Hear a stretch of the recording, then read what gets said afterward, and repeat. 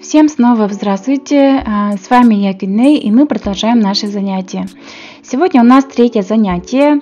По многочисленным просьбам мы сегодня рассмотрим приложение видеоконференц-связи Zoom. В настоящее время связь через интернет стала как никогда ранее актуальна.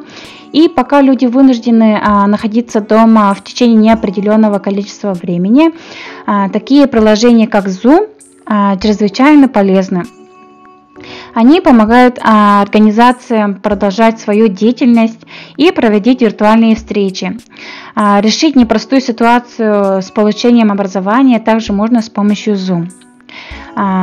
Давайте мы начнем с установки приложения. Открываем магазин приложений Google Play или App Store. Открываем. И наверху в строке запроса пишем слово Zoom. Приложение абсолютно бесплатное. Так, пишем Zoom. Открываем. И из списка выбираем Zoom Cloud Meetings. Вот этот. И нажимаем на кнопку «Установить».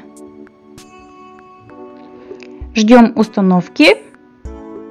Так, наша загрузка завершилась. Нажимаем на кнопку «Открыть». Открываем.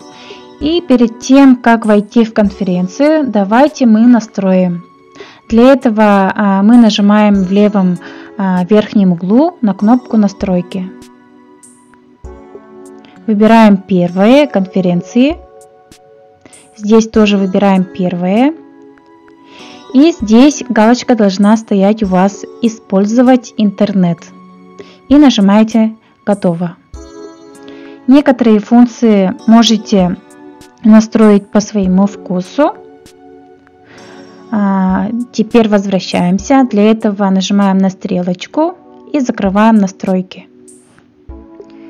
Теперь примерно посмотрим, как войти в конференцию. Для этого нажимаете «Войти в конференцию». И здесь на первой строке, где мигает курсор, здесь пишем идентификатор конференции. Здесь пишем только цифры. Далее строка, это у нас строка для имени. Здесь пишем имя.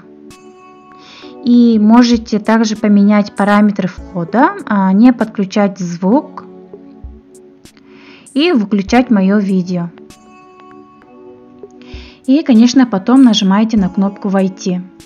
Тогда организатор вас примет, потом будет идти соединение. И если запросит уведомление или микрофон, вы должны нажать на кнопку «Разрешить». Это очень важно. По такой же схеме на следующее занятие вы уже должны самостоятельно войти в мою конференцию. Я заранее подготовлю и отправлю приглашение. И на месте мы подробно все рассмотрим, как написать в чате конференции, как настроить звук и так далее. Поэтому важно заранее установить приложение. Всем спасибо за внимание. Встретимся в Zoom.